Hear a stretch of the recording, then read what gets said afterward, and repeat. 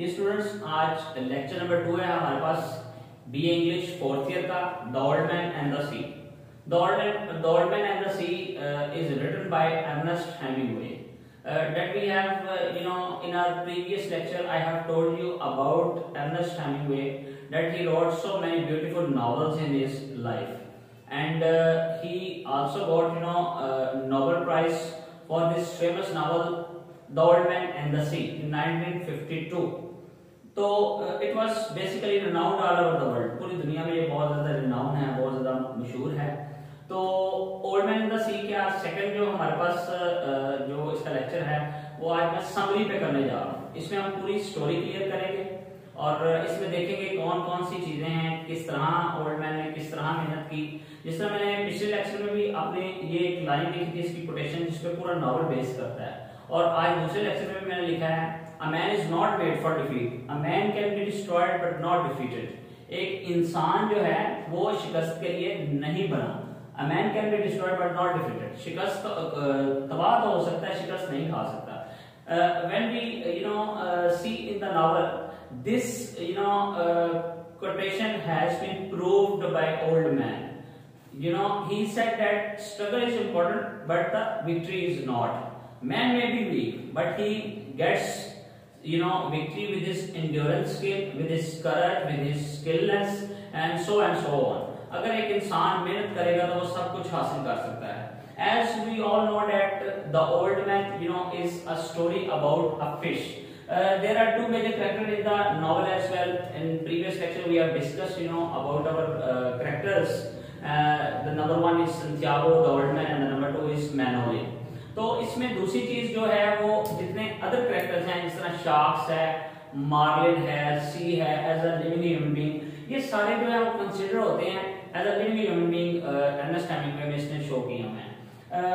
जिस तरह दूसरी बात आप ये जानते हैं कि on 84th day old man is not been able to catch a fish, not even a single fish, and on the docks he considered as a slough, as an unlucky person.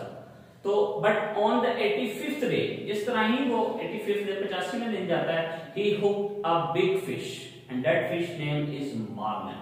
So I have written here the first point, the summary, searching for fish.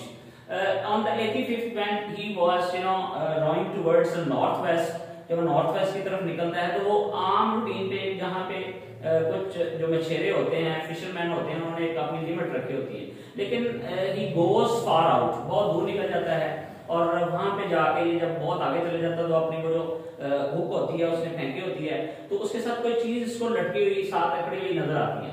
जैसे ही ये इसको खींचता है तो बजाय ये उसको खींचे वो उसको खींच के मछली जो होती है वो अपने साथ लेके जाती है।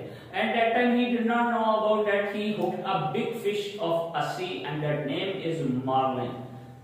Hooked the big fish. इन दो पॉइंट्स पे मैं साथ साथ जो है वो आपको डिस्कस करता जाता हूँ।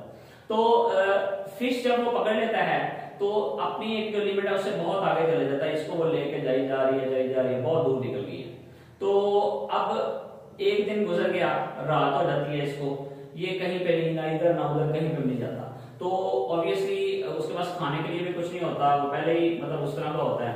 तो उसका and he got cramp in his left hand, उसके लेफ्ट हैंड पे जो है वो जख्म भी बन जाते हैं रस्सी को खींच के when he pulled the line, जिस तरह वो इस तरह नॉवेल्स की मैं लाइन साथ साथ पढ़ रहा हूँ कि when he pulled the line, जब उसको खींचता है तो वो उसको जब क्योंकि वो ज्यादा जोर की होती है, marlin basically it's it has long 18 feet 18 feet वो लंबी होती है and its weight is more than 1500 pound, 1500 pound marlin का वजन होता है जो इंसान के वजन से बहुत ज्यादा है।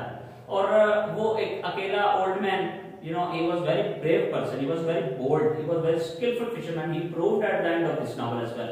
तो वो उसको प्रूव भी करता है, तो वो उसको लेके जाती है जहां तक वो जाई जाती। नेक्स्ट डे जब वो नेक्स्ट डे स्टार्ट हो जाता है ऑन द 86th डे, 3 दिन ये चलती है, 85th 86 87 डे पे ये वापस जब आता है।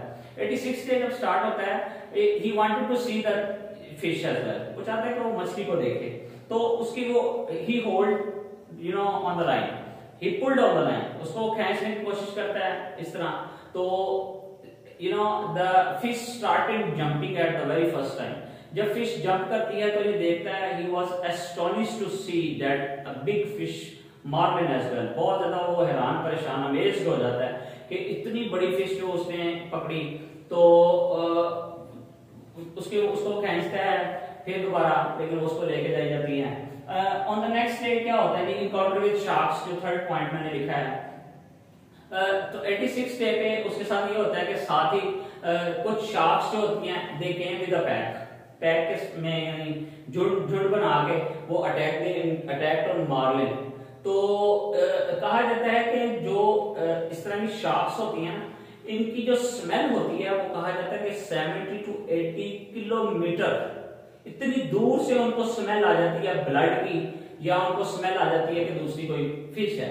तो इसी तरह शार्क्स के साथ होता है। तो क्योंकि जो ओल्ड मैन होता है वो उसको इस तरह यानी थोड़ा सा मारता है अपने वो टिलर के साथ, तो उसका जख्म बन जाता है, ब्लड निकलने लग जाता है मार्लिन का। वो इसलिए करता था कि अपनी थोड़ा सा जो स्ट्रेंथ है वो लूज करे और मैं इसको आसानी से अपनी बोर्ड में डालूं और इसको मैं लेके जा सकूं।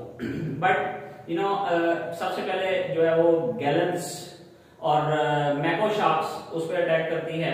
फिर वो उसको ओल्ड मैन जो होता है वो विद हिज नाइफ, अपने नाइफ से मारता है। फिर जो उसके बाद गैलेनोस आ जाती है, ये दो बड़ी मछलियां हैं शार्क्स में की किस्मों में। गैलेनोस जब हमला करती है तो उसको टिलर के साथ डंडे के साथ मारता है। फिर उसके बाद सिंगल शॉवलनोस हमला करती है। ये तीन नाम हैं जो मैं यहाँ पे लिख भी देता हूँ शार्क्स के इसी के सामने, ताकि आपको याद रहेंगे ऑडियंस को। नंबर 1 दी मैको, नंबर 2 गैलेनोस, नंबर 3 सिंगल शॉवल नोस। ये तीन आपके जो बेसिकली होती हैं शार्क्स, ये उन पे हमला करती हैं। अच्छा जी, इसके बाद जब ये हमला करती हैं तो at the midnight he lost half of the fish, आधी वो फिश जो है वो खो देता है, क्योंकि उसको मछलियां खाई जाती हैं। But he did not lose heart, the old man did not lose heart। Old man जो होता है वो अपनी हिम्मत नहीं हारता, वो कहता है कि नहीं जी मैं तो पूरी मेहनत करूंगा, तो मैं तो इसको लेके जाऊंगा। जो इसके बारे में एक रूमर्स होता है डॉग्स पे, वो रूमर्स ये होता है कि इसके बारे में रूमर्स ये होता है कि भाई he was an unlucky person, he was a salao, वो बदकिस्मत है। और बदकिस्मती इसकी इतनी ज्यादा बढ़ चुकी है कि ये मछली पकड़ ही नहीं सकता। Well we discuss the relationship between the Manolin and the Santiago. We come to know that Manolin is just like a son of old man. At the first 40 lakh days, when he did not catch even a single fish, his parents sent him to another boat. दूसरी जो है वो fisherman उसके पास भेज देते हैं। But he came regularly or to meet old man as well, उसके साथ रोज मिलता है। वो उसको कहता है कि you will not eating fish while I am alive, जब तक तुम मैं जिंदा हूं तब तक तुम मछली खाए बगैर रह नहीं सकते। एनीवे ये शार्क्स का अटैक है। उसके बाद significance of the old man dream आती है। वहीं पे जब वो थोड़ी सी अपनी नींद पूरी करता है कि वो थोड़ी चंद घड़ी जो है वो सो जाए, तो एकदम से वो उसको खींचती है, इस तरह होल्डिंग लाइन तेज होती है, तो उसका जो ये सर होता है, माथा होता है, वो उसकी बोर्ड से टकराता है, तो यहाँ से उसकी ब्लीडिंग शुरू हो जाती है। तो but old man was very encouraging person, he encouraged himself, वो खुद को इंकरेज करता है। जिस तरह भी वो साफ करता है अपने वो जो सेल पैच होता है, बाथवन होता है, उसके साथ साफ करके वो हिम्मत नहीं आता। तो उसके ड्रीम्स चंद घड़ी जब वो सोता है उसके ड्रीम्स आते हैं, उसको माउंटेन्स के, सीज के, उसको लाइन्स के आते हैं। This shows in the novel that he is very courageous, he is very encouraging person, and he is very brave. These things, it is also based on optimism. He is very optimist. So as we have seen that he is very optimistic. He caught a big fish of the sea on the 85th day due to his optimism. तो इसके बाद इसका significance की बहुत ज्यादा जो है अहमियत है। इसके बाद 2-3 क्वेश्चन इस तरह के रेज करते हैं लोग के भाई, फर्स्ट ऑफ ऑल तो इज ओल्ड मैन सुपरस्टिशियस? क्या सुपरस्टिशियस होता है तोहम परस्ती, कि क्या ओल्ड मैन जो है वो तोहम परस्त है?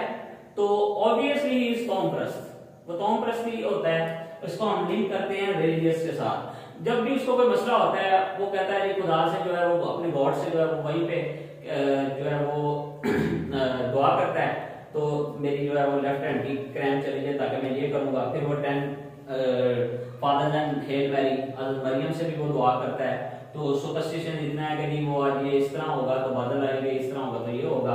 तो he was also skilful fisherman. जब हम स्किलफुल की बात करते हैं तो वो पानी के समुद्र के अंदर अपना हाथ डाल के बता सकता है कि अगर बादल आए हों, इतना स्किलफुल है कि जी आज बारिश होगी या नहीं होगी। Anyway ending of the novel में हम डिस्कस करें तो the end of the novel is quite justified. At the apparently it is unconvincing, but when we go through the novel we come to know that the end of the novel is quite justified, that he fulfilled his all desires because he wanted to get a fish, and at the end of the novel he came back with the skeleton of the marlin as well, and he did it well. And the other fishermen were very appreciated his courage, his bravery, his boldness. They were very happy to see it that he such caught a big fish just like marlin as well. तो बहुत बड़ी मछली पकड़ता है जी। So we can say that The Old Man in the Sea is very convincing novel. The Old Man in the Sea is very brave. The Old Man in the Sea is very he proved at the end of the novel that a man is not made for defeat.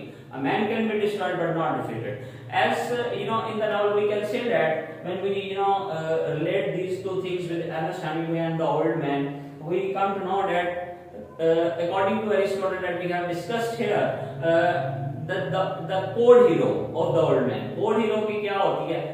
Obviously it is a tragedy. It is just like tragedy. It is a tragedy. The Old Man is a tragic hero. As a tragic hero में जब आपको आता है तो we can say that The Old Man is he is better than ordinary human beings होते हैं।